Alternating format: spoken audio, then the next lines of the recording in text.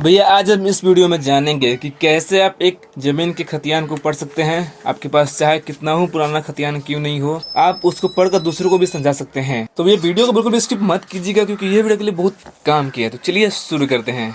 देखिए मेरे हाथ में एक खतियान पड़ा हुआ है, यह एक असली खतियान है। आप यहाँ देख सकते हैं कि यहाँ पर साइन भी है और यहाँ पर भी साइन है और यहाँ पर डेट भी लिखा हुआ है कि कब का यह निकाला गया है। और इधर में जो जिला अभिलेखागार होता है हर एक जिला का, उसका लोगो भी दिया गया है। ठीक है, तो देखिए एक ओरिजिनल खतियान कुछ इस तरह से दिखता है। आपको इतना बड़ा दिख जाएगा पेपर में यह। ठीक है, और मेरे पास मेरे लैपटॉप स्क्रीन पर एक कंप्यूटराइज्ड खतियान का जो प्रारूप होता है उसका स्ट्रक्चर वो दिखाई दे रहा है। ठीक है, तो दोनों में ज़्यादा का अंतर नहीं है, हम दोनों को समझेंगे। आपको समझाने के लिए मैंने एक पेज पर लिख भी दिया है, ठीक है, अपने भाषा में, ताकि यहाँ से भी आप समझ सकते हैं पढ़कर। यदि आपको यह भाषा पढ़ने में दिक्कत आ रही है तो देखिए भैया सबसे पहले ऊपर में यहाँ पर मौजा का नाम लिखा हुआ रहता है। ठीक है, आप इसमें भी देख सकते हैं, देखिए मौजा का नाम लिखा हुआ है और उसके नीचे थाना का नाम लिखा हुआ रहता है और उसका नंबर भी, यानी कि राजस्व थाना नंबर लिखा रहता है। ठीक है, तो कुछ और जानकारियाँ लिखा रहता है ऊपर में, लेकिन वो हमारे कुछ ज़्यादा काम की नहीं होती है। ठीक है, ज़्यादातर काम का जो होता है वो यहीं आपका मौजा का नाम और थाना नंबर होना चाहिए, क्योंकि आपका जो ज़मीन होता है वो इसी एरिया के अंदर में होता है। तो अभी फ़िलहाल के लिए मैं इसको साइड में रख देता हूँ। और यहाँ पर देखिए, ये देखिए यहाँ पर जो सबसे पहला कॉलम दिख रहा है यह आपका खाता नंबर लिखा रहता है। ठीक है, इसमें आपको खाता नंबर मिल जाएगा और इसमें आपको रैयत का नाम लिखा रहता है इस कॉलम में। ठीक है, और उसके बाद में जो यह कॉलम दिख रहा है आपको, उसके बाद वाला ये कॉलम, इसमें आपका खेसरा नंबर लिखा रहता है। ठीक है, और यहाँ पर चौहद्दी लिखा रहता है। चौहद्दी बोले तो उत्तर में, दक्षिण में कौन होता है, पूरा पश्चिम में कौन होता है, यही सब। ठीक है, और उसके बाद में यहाँ पर आपका इस खंड में, इस कॉलम में ज़मीन का जो किस्म होता है वह लिखा रहता है।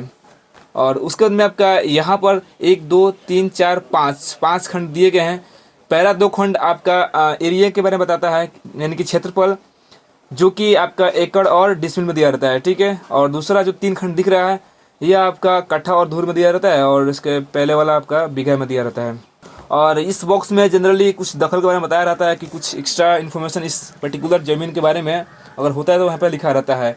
और इस खंड में टोटल कितने प्लॉट्स हैं उस पर्टिकुलर खाता नंबर में, और टोटल एरिया कितना हो रहा है आपका ज़मीन का, वह लिख दिया जाता है। ठीक है, और उसके बाद में जो सबसे लास्ट वाला खंड दिख रहा है यह आपका जो ज़मीन का स्वरूप होता है, फिर जब मंदिर नंबर होता है, इसमें दिया गया रहता है। ठीक है, तो आपके खतियान में कुछ इस तरह मिलेगा। यहाँ पर मैंने इसको लिखा है, देखिए का फर्स्ट कॉलम में खाता नंबर, दूसरा में रैयत का नाम लिखा रहता है और उसके बाद में खेसरा नंबर, उसके बाद चौहद्दी, उसके बाद में ज़मीन का किस्म, उसके बाद में एकड़ और डिसमिल में एरिया रहता है या फिर कट्ठा धूर में रहता है। ठीक है, और उसके बाद में टोटल प्लॉट्स नंबर कितना रहता है लास्ट में दे दिया जाता है। ठीक है, यहाँ पर, और फिर अधिकार कैसा है उस ज़मीन का अधिकार, खतियानी है या फिर कायमी होता है, और जब मंदिर संख्या अगर दिया रहता है तो वहाँ पर मेंशन रहता है।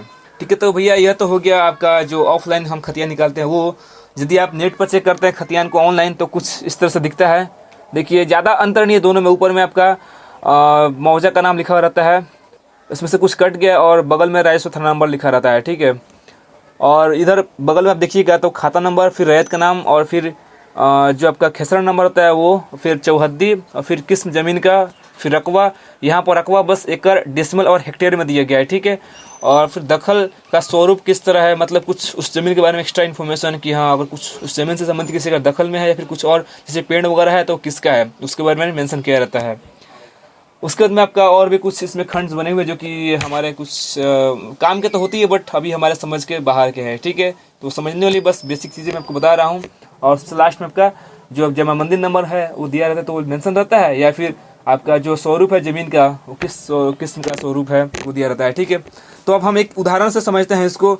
जब आप अपने जिला के भू अभिलेखागार में जाते हैं या फिर कोर्ट में जाकर कागज़ इस खतियान को निकालते हैं तो वो आपको ऐसे टिक मार कर देता है। ठीक है, तो यहाँ पर देखिए टिक ऐसे मतलब इसको काट दिया है। ठीक है, ऊपर से नीचे की तरफ किया है तो मतलब ये काट दिया है, इसका मतलब ये ज़मीन आपका नहीं है और यह आपका ज़मीन है क्योंकि इसने सही का निशान दिया है, मतलब ये आपका ज़मीन, ठीक है ना, यहाँ से शुरू हो रहा है। तो आपका खाता नंबर यहाँ पर दिया गया है, यहाँ पर रैयत का नाम लिखा गया है, जुनाबली वर्ल्ड लंगर कौम दुनिया साकिंदे दे है। ठीक है, और यहाँ पे प्लॉट नंबर आपका लिखा गया है 285, इसके पे चौहद्दी लिखा गया है। ठीक है, उत्तर में मकान, दक्षिण में जीवन तत्वा, पूर्व में डगर, पश्चिम में डगर। ठीक है, और यहाँ पर किस्म ज़मीन का भीट लिखा हुआ है। ठीक है, भीट आपको पढ़ने में नहीं आ रहा होगा लेकिन मैं पढ़ सकता हूँ इसको। और यहाँ पर इस पर्टिकुलर प्लॉट का जो एरिया है, ठीक है, कितना एरिया है वह लिखा गया है, डिसमिल में लिखा गया है यहाँ पर, ठीक है, क्योंकि एकड़ में तो नहीं है, बहुत बड़ा हो जाता है एकड़, इसीलिए यह 15 डिसमिल लिखा गया है, 15 डिसमिल, ठीक है। और यहाँ पर उसको कन्वर्ट कीजिएगा कट्ठा धूर में तो 2 कट्ठा 12 धूर होता है, ठीक है।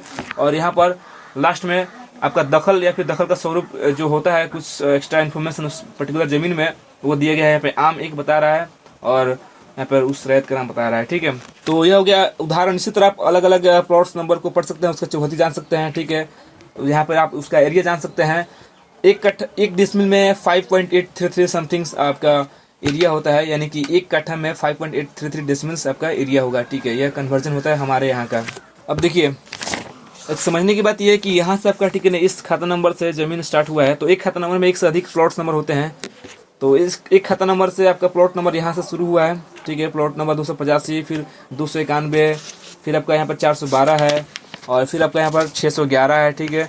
इस तरह करते करते आपका यहाँ तक और भी आपका प्लॉट्स है। आपका ये प्लॉट्स आकर, ठीक है, फाइनली यहाँ पर ख़त्म हो गया। देखिए यहाँ पर लास्ट में लिख दिया है जुनाबली, ठीक है ना, मजदूर। और यहाँ पर टोटल प्लॉट्स कितने दिए गए हैं इस कॉलम में लिखा है। टोटल प्लॉट्स यहाँ पर 13 दिए गए हैं।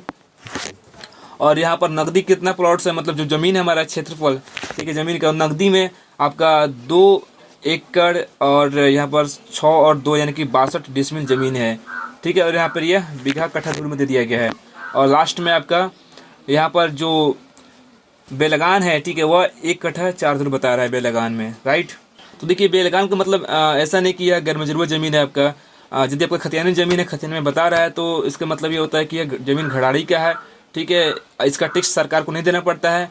और जिसमें बेलगान नहीं लिखा रहता है उसका टैक्स सरकार को देना पड़ता है। जनरली जो खेतिया वाला ज़मीन होता है उसमें टैक्स देना पड़ता है सरकार को, ठीक है। और जो आपका घराड़ी का ज़मीन है वो उसमें टैक्स नहीं देना पड़ता, इसलिए उसको बेलगान लिखते हैं। और यहाँ पर आपका जब मंदिर संख्या बताएगा जो दिया होगा, तो और टैक्स अपने लगान कब तक दिए हैं वो बताता है, ठीक है। और फिर लास्ट में आपका ज़मीन का किस्म क्या है, ये ज़मीन कायमी है खतियानी है वो बताएगा, ठीक है। तो ये ज़मीन कायमी बता रहा है यहाँ पर। और इसमें ऑनलाइन में ज़्यादा फर्क नहीं है, ऑनलाइन में बस खतियानी लिखा हुआ है और यहाँ पर यह कायमी लिखा हुआ है, ठीक है। आप इसमें देखकर समझ सकते हैं कि खतियानी या फिर कायमी। अच्छा, एक बात मैं बता दूं, यदि आपको नंबर्स नहीं समझ में आ रहा है, जो हिंदी नंबर्स दिए गए हैं, तो आप गूगल पर सर्च कर सकते हैं। आप हिंदी नंबर को समझने के लिए गूगल में सर्च कर लीजिएगा इंग्लिश नंबर्स टू हिंदी, तो वहाँ पर एक ही स्क्रीनशॉट में इंग्लिश नंबर के साथ साथ में आपका हिंदी नंबर मिल जाएगा, आप स्क्रीन पर देख सकते हैं। यदि आपको किसी भी प्रकार का डाउट्स है, कुछ समझ में नहीं आया, तो आप मुझे कमेंट कीजिए, मैं आपको उसका ज़रूर रिप्लाई दूंगा। और यदि इस वीडियो में कुछ छूट गया मुझसे बताना, फिर कुछ गलती हो गया है, तो आप मुझे इन्फॉर्म कर दीजिए, कमेंट में कर दीजिए, मैं उसको भी पूरा कर दूंगा, ठीक है। यदि आपको इस वीडियो से कुछ हेल्प मिला होगा, इन्फॉर्मेटिव लगी होगी, तो प्लीज़ इसको लाइक कर दीजिए। और यदि आप ऐसे इन्फॉर्मेटिव वीडियो देखना चाहते हैं तो प्लीज़ इस चैनल को सब्सक्राइब कर लीजिए अभी के अभी, और घंटे भी दबा दीजिए। ध्यान रखिए सब्सक्राइब करना बिल्कुल फ्री होता है, इसके लिए कोई पैसे नहीं देने पड़ते हैं। मिलते हैं जल्दी आपसे एक नए वीडियो में, तब तक के लिए जय हिंद।